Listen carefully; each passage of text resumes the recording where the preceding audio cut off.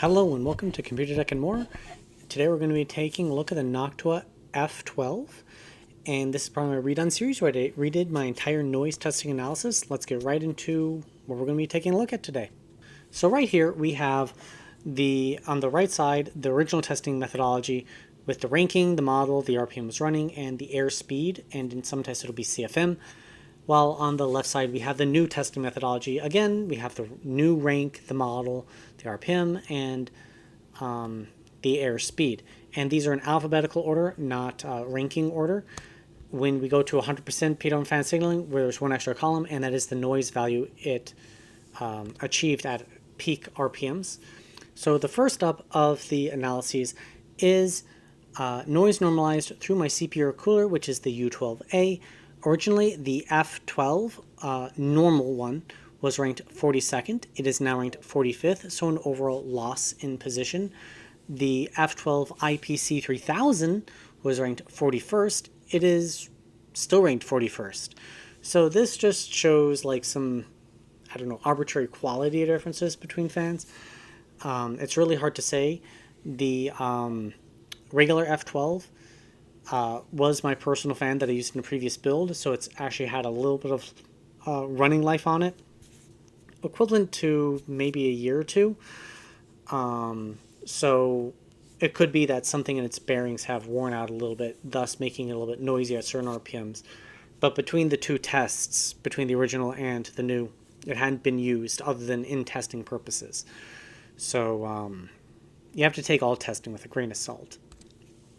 At 100% PWM fan signaling, the original F12 achieved its position of 37th, and this is largely due to its limited RPM, while the F12 IPC retains its position at number 2 because this is not noise normalized focused. For value proposition in the CPU air cooler, the F12 was ranked 44th for noise normalized testing. It is now ranked 47th, so a overall loss in position.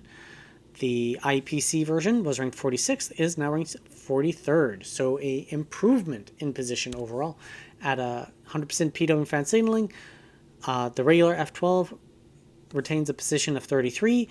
The F12 3000 IPC retains its position at ranked 17th. For CFM testing noise normalized, the F12 was ranked 44, and it retains that position at 44. Again, noise normalized testing. The IPC version was ranked 41. It is now ranked 38. For at 100% CFM, the original F12 was ranked 43rd, retains that position. The IPC version 3000 was ranked 4th overall, and that's was exceptionally high RPM once again. For its value proposition noise normalized, the F12 was ranked 42nd. It is now ranked 45th. The IPC was ranked 46th and is now ranked 44. At 100% PWM fan signaling, value proposition, the F12 is ranked 34 and the IPC is ranked 17. Next, we're on to my case simulation test, 6-inch mark, noise normalized. The F12 was ranked 42nd or 44. It is now ranked 45th, so an overall little bit of loss of position. The IPC version was ranked 38th, it is now ranked 35th. At the 11-inch mark, the NFF12 was ranked 26th, is now ranked 33rd, and the IPC version was ranked 33rd and is now ranked 27th. Value proposition, 6-inch mark, was ranked 42nd, it is now ranked 45th. The IPC version was ranked 45th, it is now ranked 42nd. The 11-inch mark, the F12 was ranked 31, it is still ranked 31. The IPC version was ranked 39th. It is now ranked 30th overall. Okay, now we're on to our detailed look in the testing analysis. So this is part of my case simulation test where I put the fan into a box that simulates how air travels through a computer case, at least with one fan. And there are a couple different key ways of taking a look at this data. The first way is what size case or how are you positioning the fans inside your case? So the 6-inch mark is representative of a small form factor case that is still a front-to-back airflow. So a bigger small form factor case in essence. Not for small towers that are front-to-back airflow, the 6-inch mark is perfect. and if you're going to be bottom mounting fans to blow towards your GPU. So the 9-inch mark is representative of a compact tower. The 11-inch mark is representative of a mid-tower case. The 14.5-inch mark over here is representative of a big tower. So depending on what size case is what data point you'd actually be focusing on. So right here we have my control fan. The control fan is 3 parts A12X25 to 1 part A14. 2 fans that I consider very good in their respective categories, so I used it as a baseline for creating a control fan. So what do we see right away? Well, there's a bit of a difference between the 2 versions of the F12, which is kind of interesting, but they have very similar looking behavior. Why they have so different could be because my original F12 just has a little bit of life on it, so it runs a little bit noisier, or it could be some minor differences in manufacturing. It's hard to determine which at this point. At 100%, how do the fans compare? Well, no surprise, the F12 IPC tops the charts, and that is because it is winning by brute force, 3,000 RPM. But literally, that's why. The regular F12 is spinning at 1,550, and that is below my control's composite average RPM of around 2,100 RPM. So you can't kind of win everything. You have to take everything with a grain of salt. It's an equation. But how do they compare against other fans I have tested? So this is a small sub-sample selection of fans that represent good, medium, and poor performing fans. And right away we see that the 2 F12s in noise normalized testing are shifted in the poor performing fan direction. Let's just go to 100%. Well, the IPC version is not blowing as much air as you would expect considering its really high RPM, which demonstrates the case in point that blade design matters. It's just not good at moving air, even though it's great at pressurizing the air. How about the regular F12 versus the S12B? Well, it's outperforming the S12B at 100% pitot and fan signaling. This is a WTF moment. So I got nothing for you other than this is what the data sample is. Let's see noise results. So the noise results are based off of the 9-inch mark. So interesting results with the NF F12 where it zigs and zags, where it's like I hit different harmonics in the fan as it just kind of steadily climbed straight up until it finally like matched the IPC version.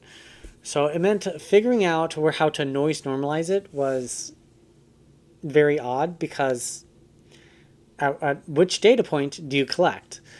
Because here to here would be valid, or here to here would be valid, or you could just be like this way.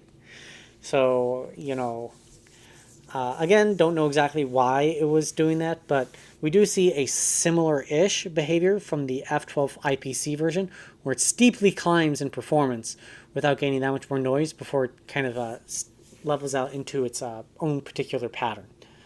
So it's just kind of interesting behavior overall, but they are shifted towards the bottom of the graphs. Case airflow is not their thing. NF F12 100% RPM, then 50% RPM.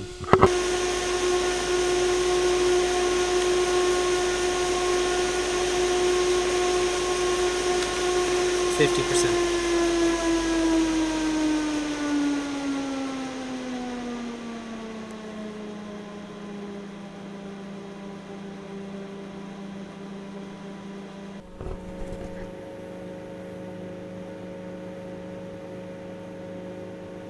Next, we're up into CPU air cooler versus airspeed going through the cooler. So airspeed is vertical, RPM is horizontal, or airspeed is vertical and noise is horizontal. And my cooler is the Noctua U12A. It is a 120 millimeter class heatsink, and all the testing is done with just one fan attached to it, and that is in the front configuration. So the first one, the left side, actually for back up for a second, in both these graphs, better fans are going to be sitting top left, worse fans are going to be sitting bottom right. And now let's focus on the left one. The left one is a blade efficiency. So it's airspeed versus RPM. It's how much air can this fan push for as little RPM as possible. So ideally, like, you want the RPM to be as low as possible and airspeed to be as high as possible. And my control fan matches the F12s until you start getting past like 1,100 RPM. And then they break away. Their line just keeps going linear while my control fan sort of arcs into a curve. So this really does show that the F12s are a pressure-oriented type fan. They're just great at pushing air, but they're not pushing it fast. Well, actually they are pushing it fast, but they're not pushing it fast in an open air environment in comparison. How about airspeed versus noise? This is where it all kind of falls apart for the F12.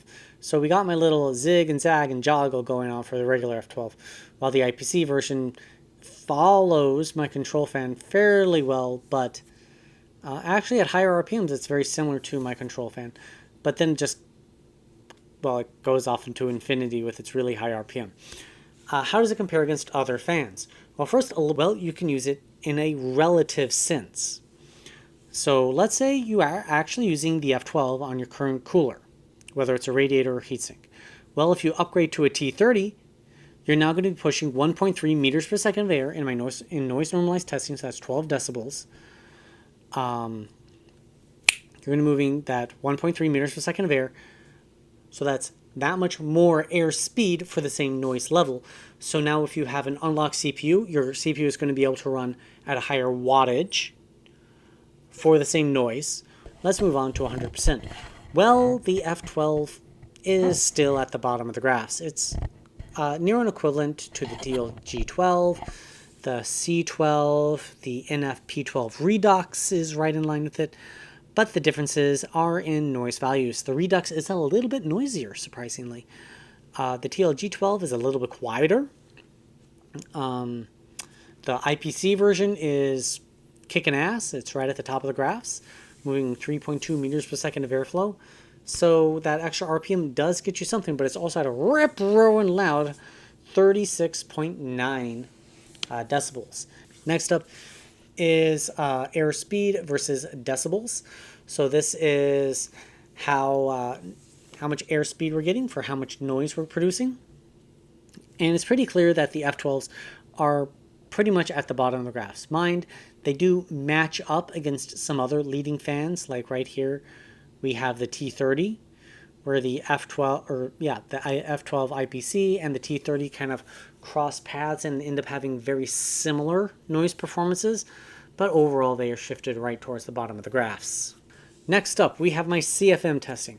Now, I'm not a fan of CFM testing in terms of how other YouTube channels utilize CFM testing to say, hey, this fan is good for case airflow because I ran it through a tube and saw that it had great air speed, or CFM, coming out the back.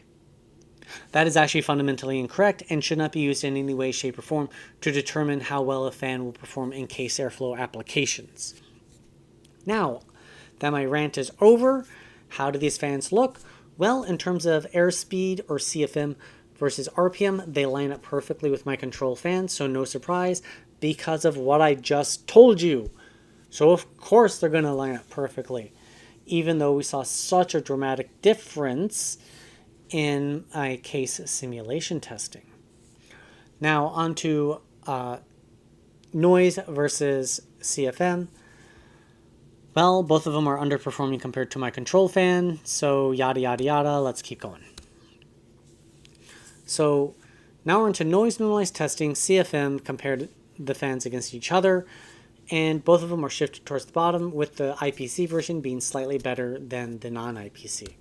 How about at 100% PWM fan signaling? Well, no surprise that the CFM or IPC one is rated towards the top. The regular edition is way towards the bottom. It is not dead last, but it is really towards the bottom of the graphs. So it does not receive a recommendation overall in many use cases.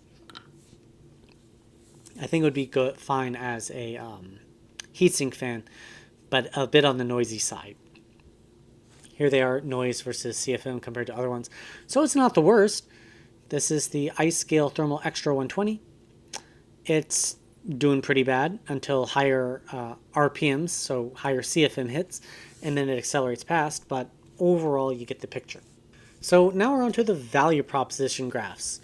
So the regular F12 is a $22 fan, and the IPC version is a $28 fan. This is standard retail pricing as I could find it on Amazon. So as prices vary, the value proposition of these fans do vary potentially quite substantially. So you do have to take that into mind. So I do encourage you to potentially recalculate it before you make your own purchase.